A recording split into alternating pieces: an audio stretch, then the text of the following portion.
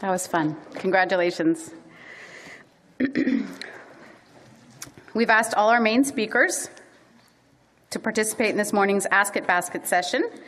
We've given each of them questions to answer, and we'll answer as many questions as we have time for. We'll start on this end, Kent. And each speaker will come up to the mic to answer the questions. Go on ahead.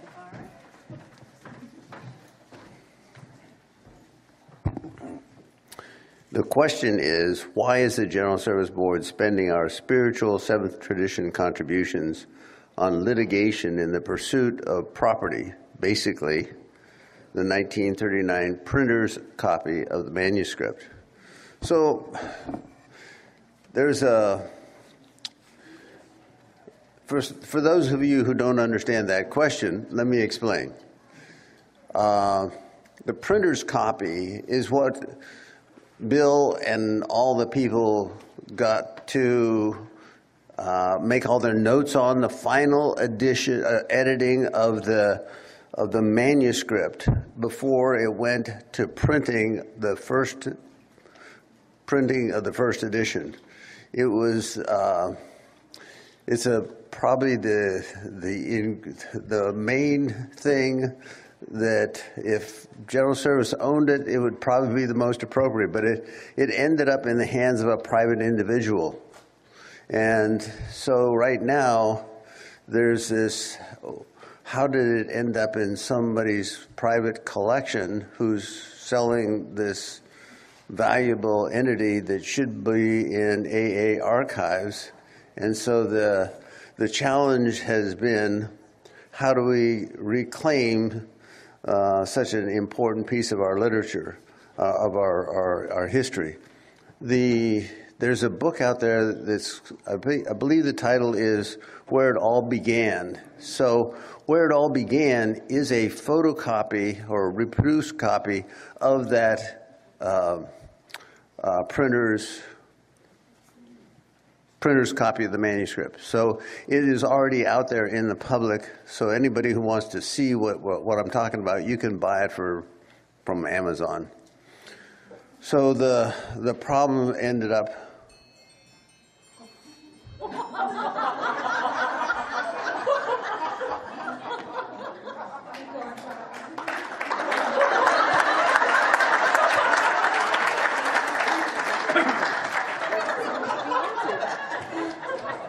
nobody even told me how much time I had, so. So right now it's in litigation. Hopefully it will not be resolved that way, but maybe there's some other ways to go about it. We'll keep posted, and it is something that is one of those controversial topics in Alcoholics Anonymous. Thanks.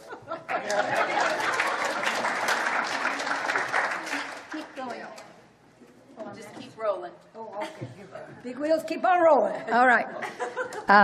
Okay. I just want to piggyback on that. I was going to mention about that controversy or what's going on. Please watch your concepts and your traditions and how we're going to apply that to that, because I think we have a lot to learn.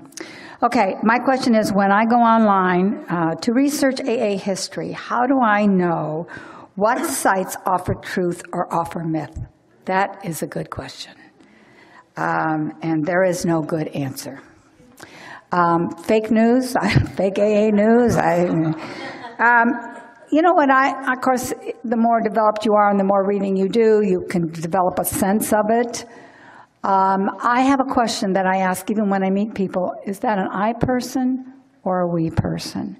I people have agendas. Authors have agendas. Sometimes speakers have agendas. And if I sense that there's an agenda, you know, if somebody's just showing you the AA facts, that's one thing. But if they're trying to put you into their brand of belief systems or whatever they're trying to do, and you start to sense an agenda, I would start to question, what the motivation is of that website. And so you can develop a sense of that. You can tell a good one by getting on there enough. There's some excellent sites. I used to try to file every paper, and now sometimes I just Google and I can get the document or the information I want with just a quote. Where's that quote? So I think experience, strength, experience, and hope, that'd be your best teacher when it comes to those sites. But if some site is particularly negative, and is going on, just twisting the truth, you can kind of sense that. And if not, check with the historian and they'll let you know. So thanks.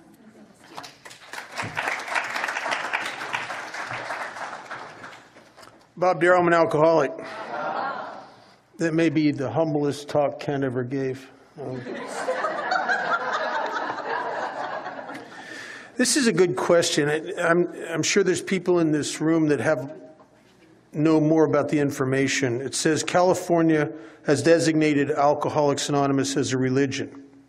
Does this distinction change AA's response towards accountability? Example, AA is discriminated when clearance is concerned towards institutions.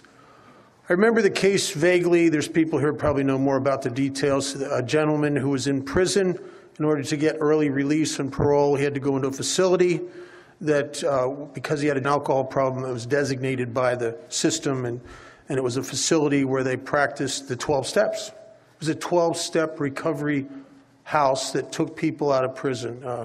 And he sued and won, and I think he got $1.95 million. Now, you can get drunk for a long time on that. And the problem is that Alcoholics Anonymous in that court case was designated, it was designated as not a cult, but it was designated as a religion.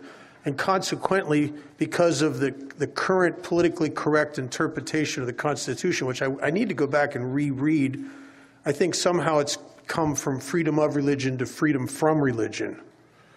And so as alcoholics, I go into a lot of institutions. I've gone in twice a week minimum for over 38 years, and the people don't come anymore to the AA meetings because they're given a choice now, or they're often even discouraged to come. Clearances in prison are harder to get. There are many, many, many prisons in the U.S. now that do not have Alcoholics Anonymous meetings, and we fought really hard to get those meetings in there, and it's sad.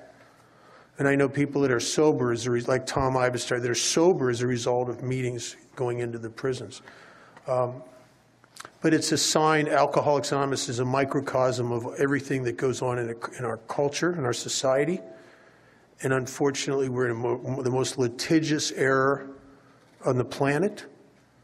And so it even comes in and affects us here. There's been some other lawsuits that it's upside down, but so am I. That's all right. I think it's frightening that the government can affect us so much, but it is what it is.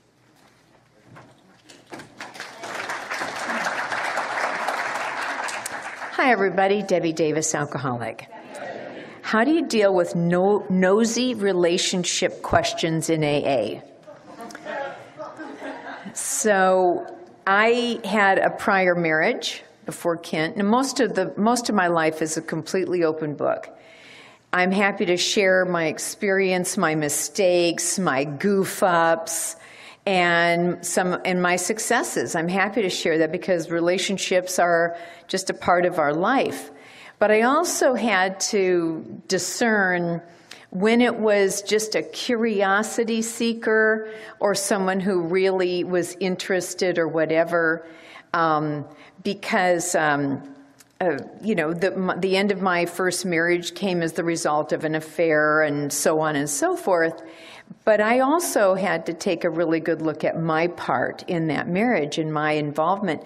But when I would have people 2-3 years later come up and say, so what really happened between you and Johnny? And I think this is the most boring question of my life. This was so ancient history. And I would just simply say, we just grew apart. We just took different paths, that's all.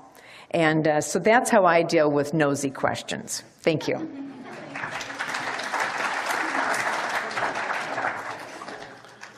Regarding Tradition 6, we have a heroin addict or someone with an eating disorder come into my group once in a while.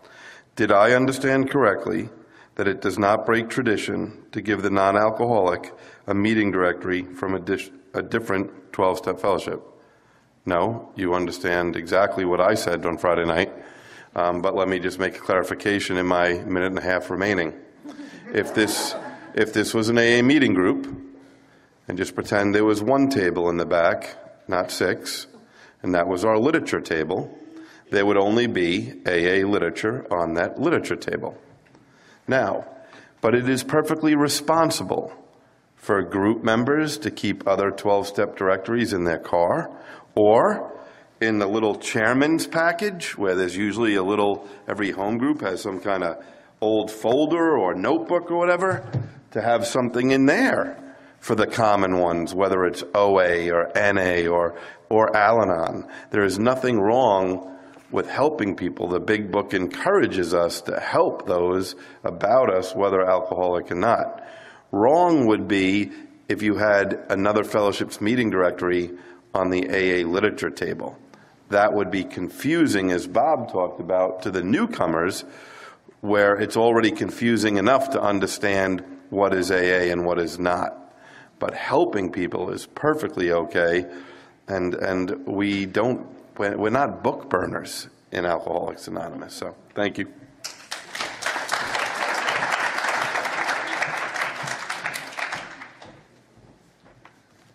Madeline, alcoholic. My question is, if this is a spiritual program with a solution to a spiritual malady, how can atheist agnostics find the solution of AA while actively avoiding spirituality? I think you assume that they avoid spirituality. So I go to definitions. Spirituality, the quality of being concerned with the human spirit or soul as opposed to material or physical things. In our literature, and I took it from Gail's phenomenal presentation when she talked about the spirit of mutual respect and love. And I think that's what spirituality is for me, is it's being concerned with love and mutual respect. In this pamphlet, Many Paths to Spirituality, it says newcomers are approaching AA at the rate of tens of thousands yearly. They represent almost every belief and attitude imaginable. We have atheists and agnostics. We have people of nearly every race, culture, and religion. In AA, we are supposed to be bound together in the kinship of a common suffering. Consequently, the full individual liberty to practice any creed or principle of therapy, whatever, should be a first consideration for all of us. Let us not, therefore, pressure anyone with our individual or even our collective views. Let us instead accord each other the respect and love that is due to every human being as he tries to make his way toward the light. Let us remember to always to try to be inclusive rather than exclusive. Let us remember that each alcoholic among us is a member of AA so long as he or she declares.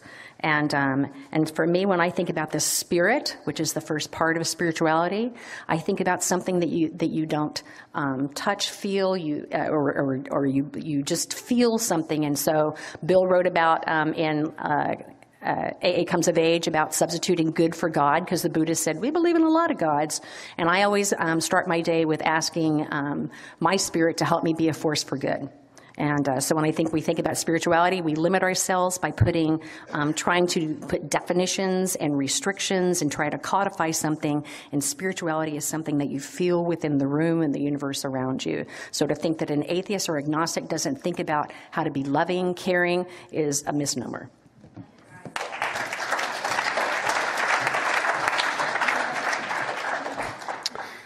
Amends regarding stealing stuff, not money. Did you not hear me? So I had the occasion of my had his meeting with the guys he sponsored, and it came up that there was a bankruptcy, and the guy next to me said, what is he going to do about seeing this dentist that he'd written off in his bankruptcy? And I just turned to him and said, hey, written off in a bankruptcy, legally discharged, forget about it. And the whole group of his sponsees goes, ooh. And I look over at my sponsor, and like, what are you saying? And the worst thing I ever heard come out of his mouth was, well, Kent, maybe you ought to think about it. And so I thought about that bankruptcy all night long, you know, and I looked for it and I found it, and it was like a big bankrupt. I mean, it was a lot of money, a lot more money than, I mean, I figured in 100 lifetimes I'm not going to be able to pay that back. And you know, he asked me one question the next day. He said, are you willing to do what you can to pay that back today? And I was like barely making minimum wage. So yeah, the end, what I could do today, sure, is like zero, you know. So I said yes. He kept reminding me of my answer to that question and explained to me that I could do something about it. And what it turned out is that 14 years and 2 weeks later, I found out that I had come to pay back every single penny of that. Now, there is not a value in this world that makes a man stand up clean and say, I paid back every single penny of what I owed. Now, on that, when he came up with that amount, it was not just the bankruptcy, it was all the crap I had stolen from everyone and everything, including they had opened Safeway for me, and so it was like free money. I mean, I could live off a Safeway. And he said, well, how long did you do that? And I said, oh, I don't know. He said, well, was it a year? And I said, oh, no. He said, okay, well, let's call it a year. And then he said, how much a day did you steal? And I got the message. I told him a couple of bucks, you know, and he said, well, let's call it 10 because you're a liar and you're... Not only that, you're not going to tell me some of the things you really did do. And all I am saying to the answer to the question is, if you want to be free, set your mind in doing what you can about it today. Maybe it'll never happen, but if it does, you're going to have this feeling that I've had that is just unbelievable.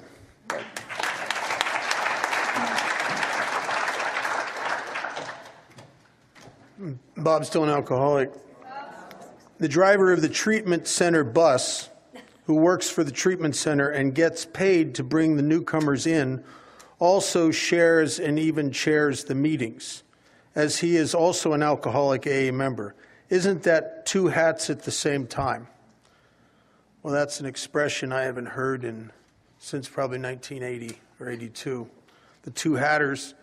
I remember in 1979 or 80, I went to my first area service conference, and there was people were so fighting about two hatters so much they were spitting on each other from across the room, and it was going to kill Alcoholics Anonymous and all this other stuff. And I had just left a job as a counselor, and I was sure glad at that conference I had left that job. I don't know. You know, I'm a literalist with the long form of the traditions, but there's no enforcement here. But we each get a vote, and we get one vote. That's it. It's our actions. It's what we do. It's how we position ourselves in AA. And my vote. I'm involved in the speakers for my home group. We fly in a convention speaker every week. I'm involved in the speakers at State Line, and about a dozen AA conferences I'm used as an advisor. And if you're trying to profit off of your message in AA, and you're trying to make money off of that, I love you, but I ain't going to recommend you. Because I will only recommend people that don't have a financial or material agenda here, right? I'm not against you.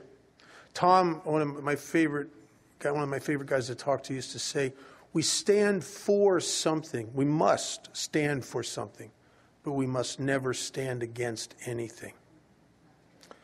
So my actions is those are my choices. I get a couple votes here and there in AA, and that's my actions are my vote. And I don't have anything else to say.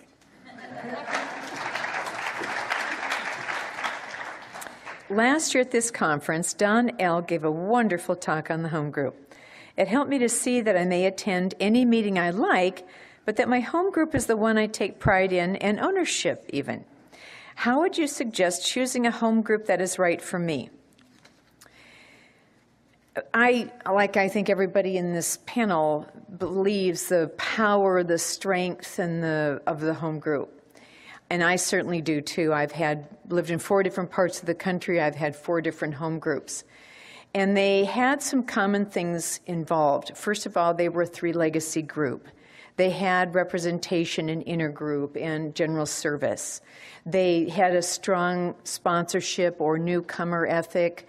They were involved in the local community activities. And it was based not on convenience, that it was down the street from my house. It was early enough so I could go to, whatever. It was based on where am I going to sort of be encouraged or helped to also grow spiritually? Where can I help to grow it spiritually as well, be that contributor in Tradition 5 to help it be that spiritual entity? It wasn't, my drinking was never based on convenience, so my recovery can't be based on convenience either.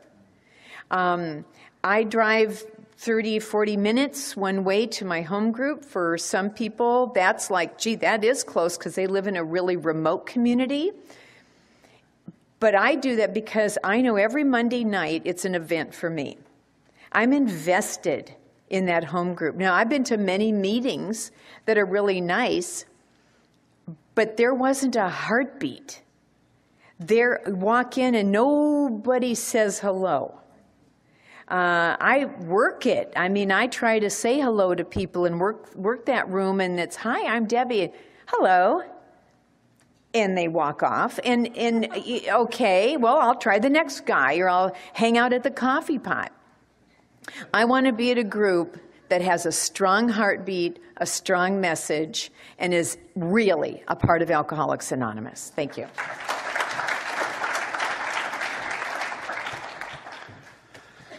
I kind of get another shot here. What is going on with the AWS lawsuit over the original manuscript? Have they made a formal statement to the fellowship yet? So I would like to say this, take my 2 minutes. Who in this room prior to 8 weeks ago even knew that there was such a thing called a printer's edition of the original manuscript? Okay, put your hands down. Who did not know?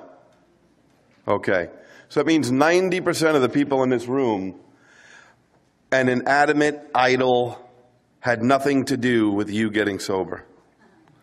The General Service Board's job is to look forward, not backward.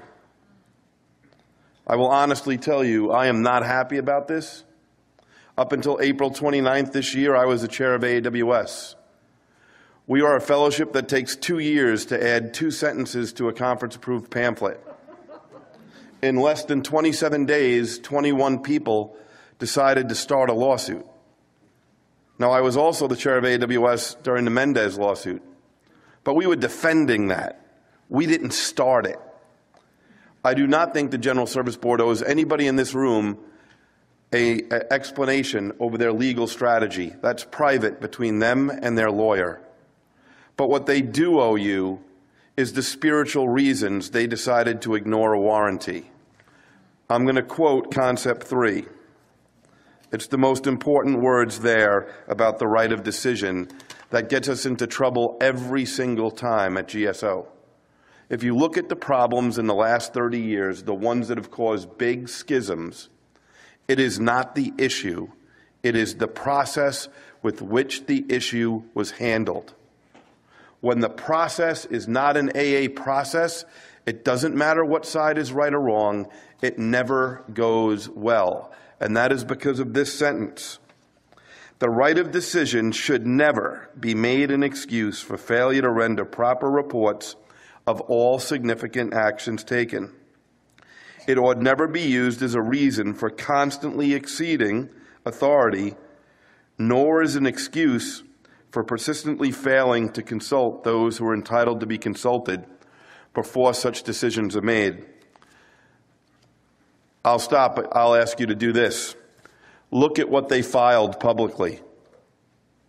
It's not the truth. They've put me in a position where they deny something that happened in 2009, where the board already met and decided that this was our mistake, we should just let it go. And if you look at what is publicly filed, they decided to leave that out. And now I'm forced to be put in a position to be contacted by lawyers from other people. And someday, if this goes ugly, I will testify against the very fellowship that saved my life that the documents that they filed are not the truth and do not represent the meetings I was in 2009. Thanks.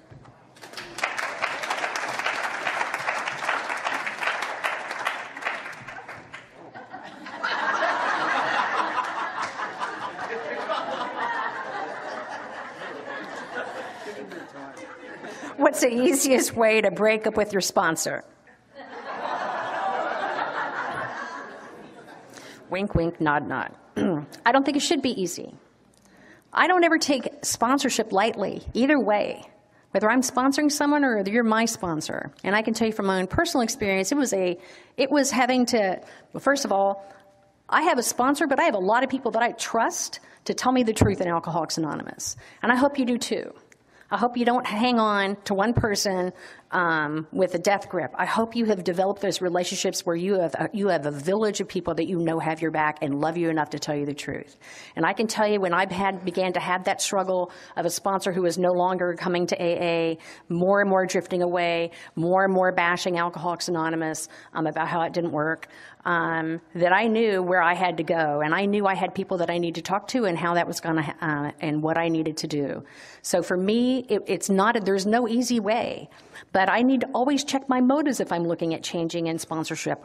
Always, with any decision I make, I need to check my motives. I need to do that inventory. I need to look at my part. I need to look at what's going on there. So I hope it's never easy.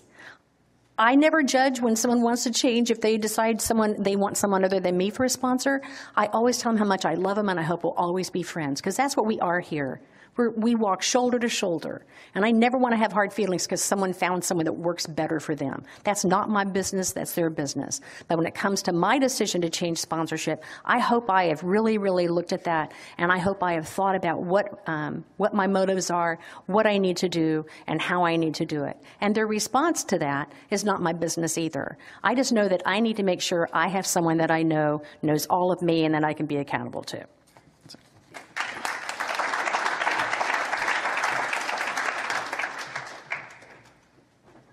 Thank you, Marilyn. Kent Davis, alcoholic. How can I start an AA rideshare program in my area for those needing transportation to meetings? Tom Ivester was my sponsor, and he told me that every single service that you do in Alcoholics Anonymous has to originate in your home group. And he was adamant about that. He said that every service in Alcoholics Anonymous has its function in my home group. And that means PI, CPC, and so on. And I'm thinking, whoa, that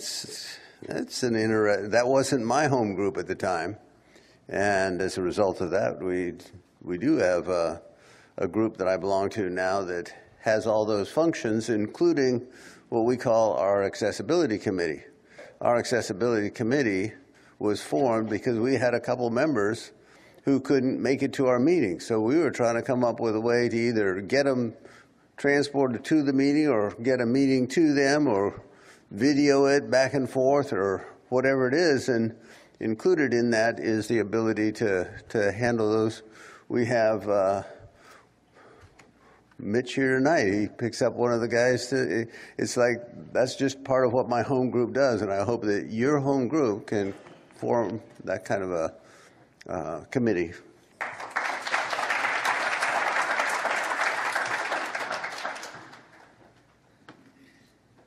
Okay, it starts out saying immense resistance. We are not to change the first 160 pages of AA Big Book. Yet, there were changes in the first 160 pages from the first edition to the second edition. Is there any future in pursuing making first 160 pages non-gender specific? It won't change the message. And then there's reference to Concept 1, Concept 5, Tradition 2. Somebody knows their concepts and traditions. You know, interestingly enough, there was, when it came to the end of the first editions being written, Bill himself will write the changes to the second edition in the last edition, or the last printing of the first edition.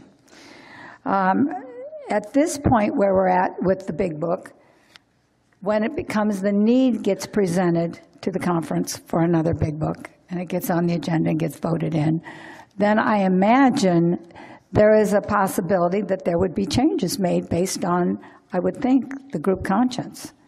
Is that about how it works? Am I even close on that?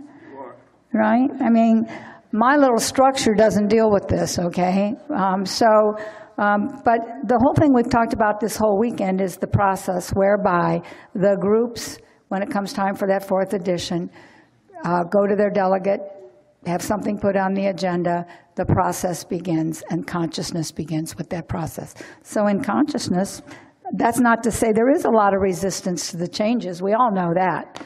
You know, that's why they haven't been changed. That's why the pages have stayed basically the same, because of the consciousness of AA. But who knows what the future holds. Thanks.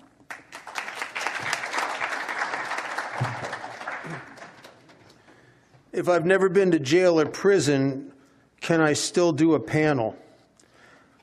I think it's irrelevant, whether you've been to prison or not. The people in prison, oddly enough, they don't need help being in prison.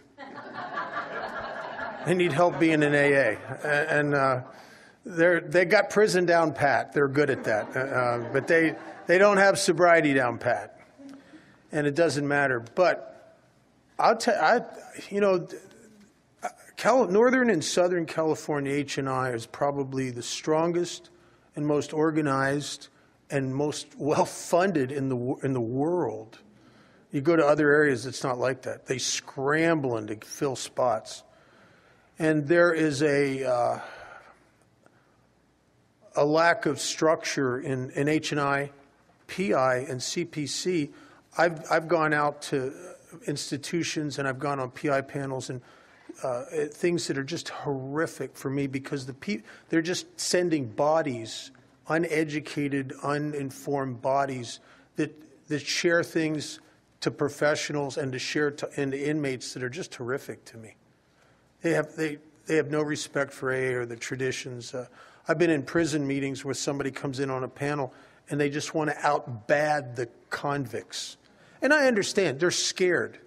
They're afraid that they're not going to be accepted. They're afraid these people aren't going to listen. You have to bad yourself up in order to be credible. That's not true. Or you have to use the F word every sentence in order to be credible. That's not true. And I think we have a deficiency. I think every intergroup in the country should have classes or workshops on how to do PI, what to say, what not to say. The same with H&I, the same with CPC. It's just to send bodies out, uninformed bodies, I think is irresponsible, and it reflects badly on us. And that's happening on our watch.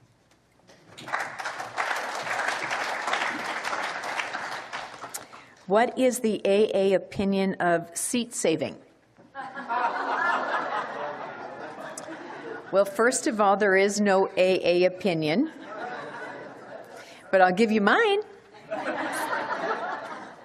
And I'll give you my experience with that, more importantly, is that I don't like it. I don't like it at all. I think it can, many times we'll have people come to a meeting early and there's nothing on the seat. I think we pretty much know if something is on the seat, someone's probably already marked that for themselves. But if that's not the case, then it's an open seat. It doesn't belong to Joe or Mary or Susie or Jimmy. It's an open seat for anyone who would like to sit in it. I have a regular seat at my home group that I enjoy sitting in. And that's why I get there at 7 o'clock when the meeting starts at 8 o'clock, so I can put my stuff down on my favorite seat. But there have been times when somebody either got there before me and they've got their things on my favorite seat. Now, it's not Debbie on the chair, it's just where I enjoy sitting, and I just sit next to it. It's not an issue. I will not, sobriety's in every seat, okay? I'm not going to miss the message if I don't sit in the regular seat.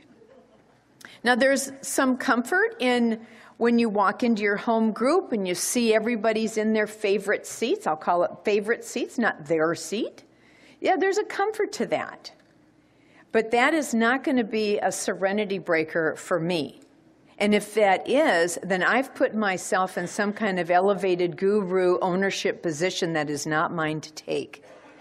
My old home group, I stopped recommending people to go because there weren't any available seats. And because they'd roll up all the seats, and so the divas could come in at about 10 minutes still and get their second row seat. And I don't believe in that. So that's my experience.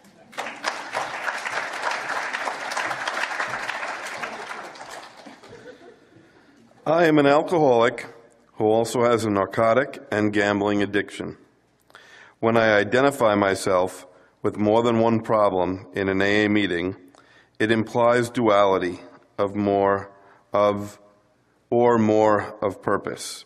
What do you think of all the multi-purpose activity coming up in meetings today? Well, first of all, I'd like to thank the person who ever wrote this for even throwing out the term. I mean, I'll just go back to it. When I identify myself with more than one problem in an AA meeting, it implies duality. So that's probably, thank you for submitting this question. You know, a lot of times AA gets the reputation, I don't know where it comes from, that we're the hard ass or we're the like so-called militant ones. But I would assure you that if you go to a Narcotics Anonymous meeting, what bulletin number is it? 13. 2 people knew it. If you read bulletin number 13, you will see they're a lot better at this than we are. They're a lot more straightforward. They give clearer direction. They help out newcomers right from the start of meetings. They make it very clear. So let's just say it's me. I don't qualify for membership there, but let's just say it was me. They tell me right from the start of a meeting, whether I'm an alcoholic or not means nothing to their meeting. Nothing. They also tell me, don't even use terms like sober. Yeah, that's right. Yet, we say something like, listen, just identify as an alcoholic at a meeting. Don't use the term clean. Don't use the term using.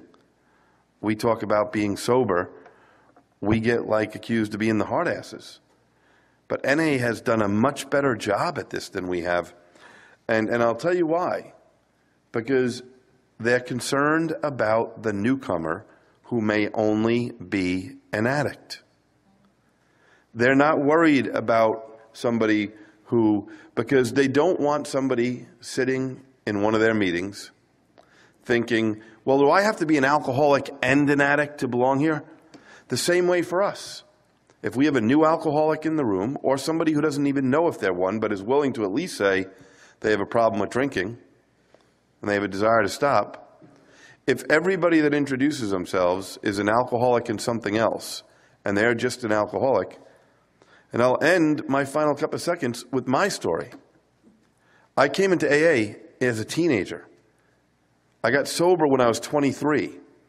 I remember I was referred by the probation department to this treatment community, and I was denied, which blew my mother's mind.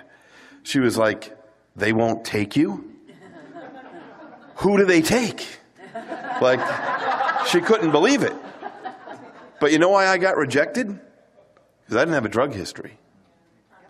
And do you know that when I was in a correctional facility and looking around, And do you know I had been in and out of in the 80s, in and out of AA?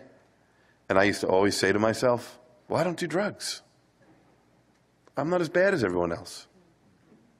I wound up in the place that, as Bob talked about, I didn't need people to come in and tell me how to get there. I was an expert on how to get there.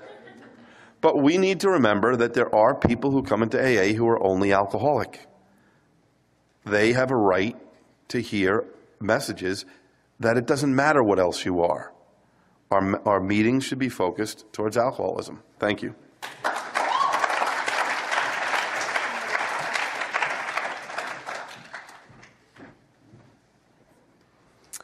A guy in my home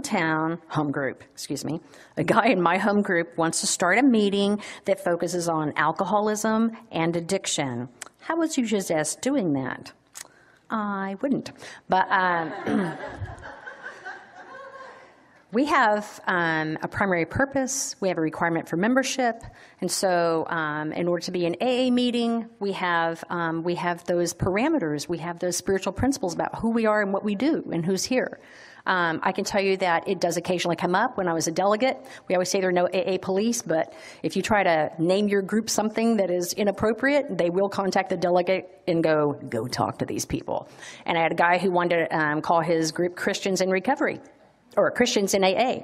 And so I began to call this man who avoided my phone calls for like 8 months. And in fact, I was at a Unity picnic, and someone said, oh, that's him. And he had like 18 years of sobriety. He was a big dude. He was like 6'6". He ran from me. And one day his kid didn't screen his phone calls, and I got to have the conversation. And what I talked about is what Billy talked about. I talked about, the privilege of being an AA group comes with a lot of responsibility as well. People's lives are at stake on the message that they find when they walk into our rooms. And I said, you can, and so we talked about, of course, he was not very receptive on this phone call. And I said, if you want to be a Christians in Recovery and have your own thing, that's fine. But if you want to be a group in Alcoholics Anonymous, you have to carry the responsibility of Alcoholics Anonymous as well. And we have one message. And we treat one thing, and we have one requirement for membership. And then he said a few choice words and hung up on me before I had the chance to thank him for his fine Christian principles. But Bill said, shoemakers stick to thy last. And I think that's really important. What message is someone going to find here? So if he wants to have a meeting and do whatever, he can, the whirling dervishes, let them whirl. But in Alcoholics Anonymous, if you want to talk about being an AA group, it comes with a privilege that is immense, but it has an immense responsibility as well.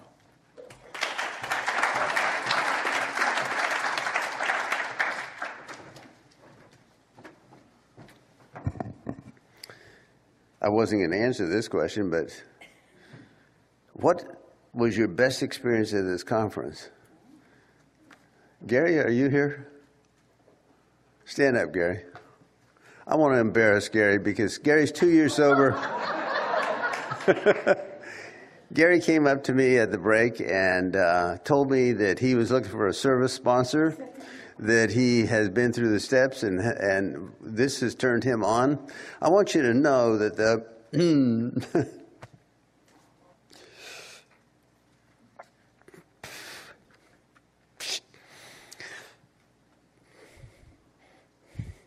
so you fulfilled my dream.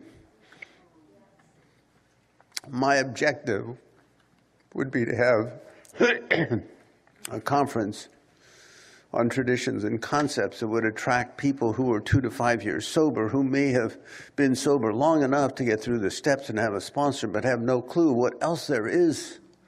There is so much more. Many of you know that, but this is also preaching to the choir. I don't want the choir here. I want Gary.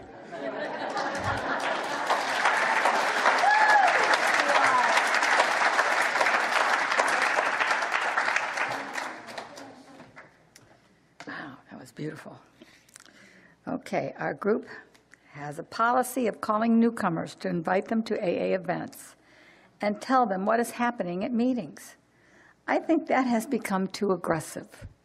And I know several people who have left our group because they were called too often opinions. Well, not being a member of that group and really seeing all the parameters of this, first thing came to mind was a pamphlet that came out in the 40s. Dr. Bob thought the big book was too hard for the blue-collar worker to work, so he commissioned these pamphlets. They came out in 41. And the most interesting thing in there is that you don't wait to call me if you want what I got. It says in there, we call them. And I have started to follow that policy more and more. However, perhaps I don't know this group. I don't have any information, so I really can't have an opinion, except that I don't think it's harmful to call someone and say, hey, there's a picnic this weekend. Do you want to come? Or we'd love to see you. I don't know exactly what that process is, but I imagine if it's harassment, you know, there's a fine balance. I mean, when you call somebody and say, we miss you at a meeting or something, and you keep calling and calling and calling when they really don't want to come to the meeting. So I think that group should bring that up at their business meeting, and that problem could be solved with more information coming from the members that could weigh in on that. Thank you.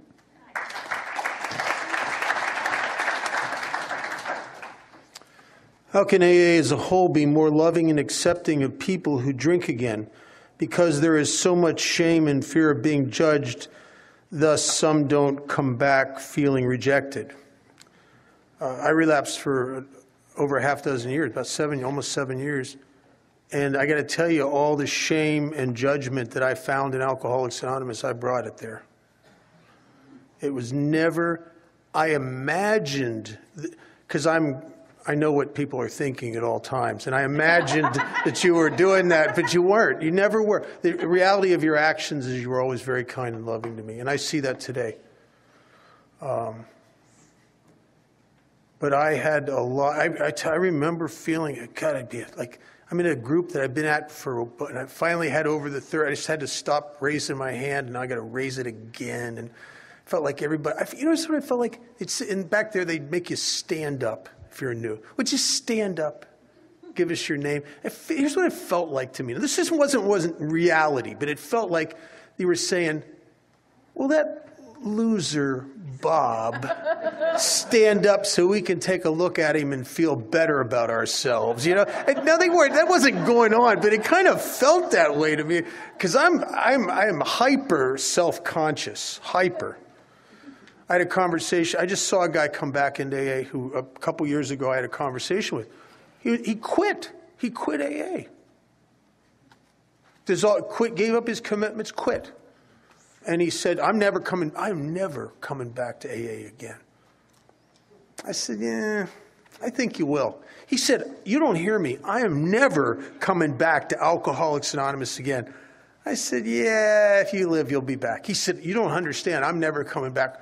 I said, yeah, you will. He said, why do you say that?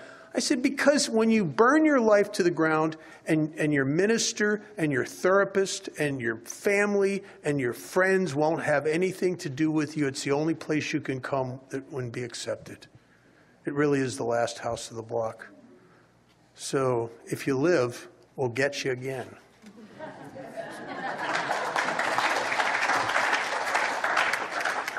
How do you implement tradition 4 in marriage? I don't start with tradition 4. That's very important.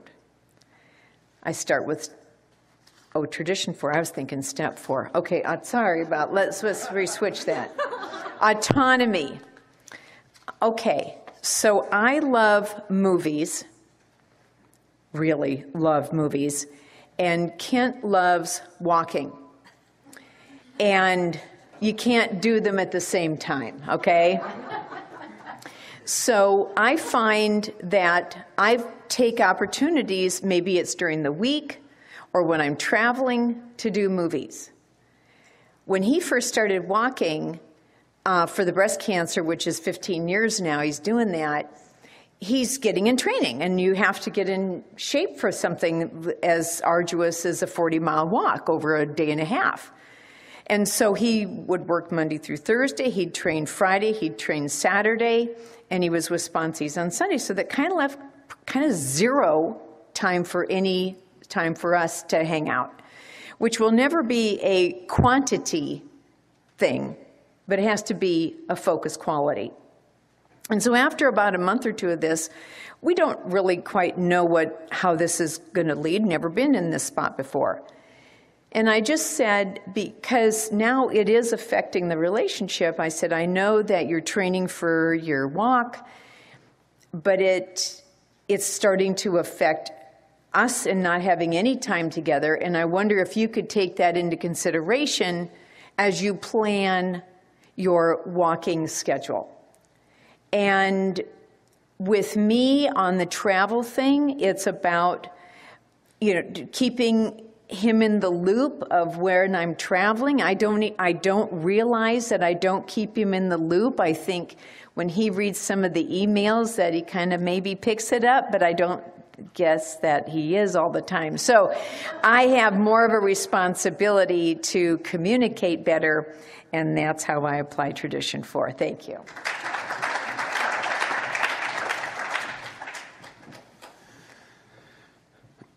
Would you please restate your thoughts on 7th tradition, home group responsibilities? So, I want to say a couple of things at the start of this. We've started to see a collision course of tradition 7 with affiliation in the last, especially 5 to 10 years. I want to point out that the tradition says fully self-supporting, declining outside contributions, which means we take inside contributions. But there's one thing we take none of on both sides: donations. We don't take inside donations. We don't take outside donations. We take contributions. I would ask anyone, you can look up the definition for yourself. I'll give you the perfect example. How many conferences am I at lately where I hear somebody at a podium like this, and somebody like Kent get up to the microphone and say, I want to thank the boys or the girls from the so-and-so recovery house for setting up the chairs. What is that? Setting up the chairs is a contribution. That's definitely a contribution because you didn't have to pay somebody to do it. If you want to thank the AA members who put up the chairs, that's great. But otherwise, that's an outside contribution. But yet, this has been a collision course that has been happening. And I use the same example. We like to pick on the wrong side in Alcoholics Anonymous. It's an alcoholic trait. I'll give you an example. If you are somebody who doesn't do your responsibility, doesn't show up at a commitment for 3 months in a row, didn't take the minutes you were supposed to take, did 0, when somebody raises their hand that we should replace you, the whole room will be up in uproar that we're going to cause you to drink because we're taking away your job that you didn't do. That's how we are. Yet, if you are the person that showed up, dared think about making something better, oh my God, everybody's up at the microphone wanting to just micromanage because you actually did your commitment. Same thing when somebody calls me and says, hey, I can't afford to go to that convention. I always say the same thing. Well, that convention's 5 weeks away. Do you have a flyer? Well, yes. Is there a phone number on that flyer? Well, yes. Is there a name next to that phone number? Yeah. Well, I would suggest you call that person, and I would suggest you have a very honest 7th contribution discussion, which goes something like this. I don't have the money, but money is different than contribution. I don't have the money to pay the $20 fee. But I was wondering, is there a way I could show up early? Is there a way I could make commitments to do work for you to make my contribution? Now, I'm not saying we could always do that, but my point is here that, like I said the other night, this statement that we need you more than your money, no, we need your contribution. You know, and every home group should be self-supporting through its own members' contributions. It should be able to survive if only its own home group members put money in the basket. But it's so important that we distinguish donation versus contribution. That's why Gail mentioned it, foundation. She mentioned in the beginning of her talk, foundation. There is a reason, and the play last night mentioned foundation. There's only one reason we changed our name. We never talk about it. We were the Alcoholic Foundation. We are today the General Service Board of the United States and Canada. We got rid of the word foundation because it implies taking other people's money and setting up some type of endowment. Exactly what we are not, and that's why Bernard Smith wanted that name changed, and changed quickly. Thanks.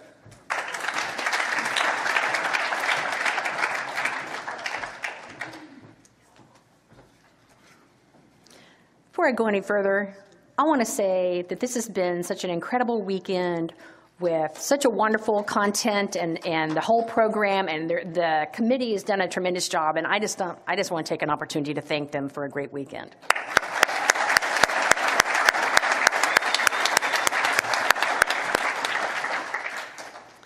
The question is, are we too anonymous? I want to attract but not promote. How do I do that? Well, it depends on who you are. In some cases, we are being way too out there without thinking about that big book. But I always say, if you want to attract, it's how you live. It's how you act. You know, I always try to picture myself. I believe that the entire process of the 12 steps is to live as if my higher power is watching and listening in everything I do. I don't have any magical curtains I get to pull in my life where I live in total isolation and people can't see who I am and what I do. And so for me, when I think about that attraction, it's that those people I work with, I live with, I'm around, and especially within the rooms. Would I want what I have? And some days the answer is no, because I am human and I have faults and shortcomings, and that's my human condition. But what I try to do is to be the best me I can be on a daily basis. That's how we attract people in Alcoholics Anonymous. When you're doing service gladly rendered, anyone ever seen someone go, ugh, I have to go to intergroup? Does it make you want to go to intergroup? No. It looks like an unanesthetized root canal. It does not look like fun. So if I attract people to want to be involved, that being in the middle, that service is the secret and all that, if it looks like something that someone else would want to do, they're going to want to raise their hand and say, can I come too? So that's the attraction. I don't need to promote. My attraction that I get to do on a daily basis, it needs to be part of that morning meditation for me. How can I help somebody? How can I be that example that I would hope to find when I walked into the rooms, or that when I show up in my office and my work? That's my part of my setting my day, is about what kind of example I want to be today. That's the attraction in Alcoholics Anonymous.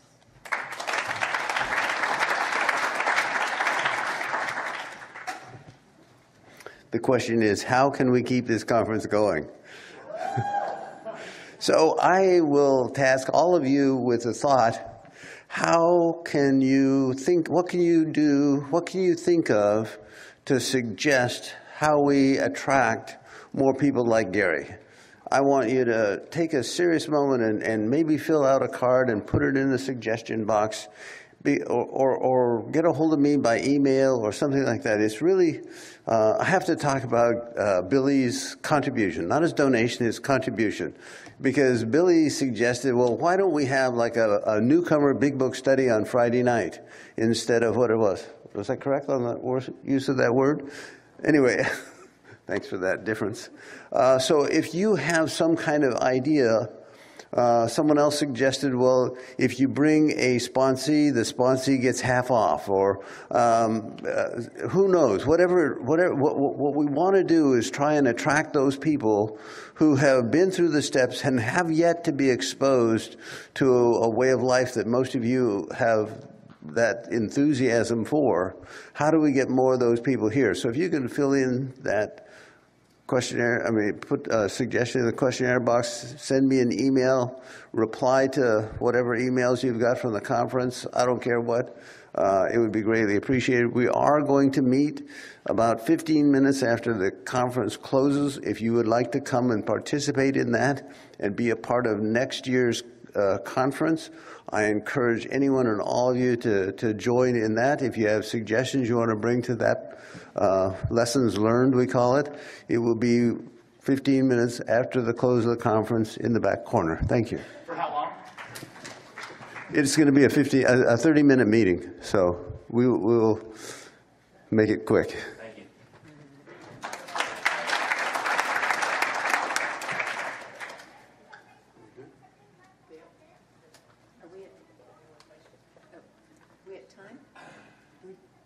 No more questions?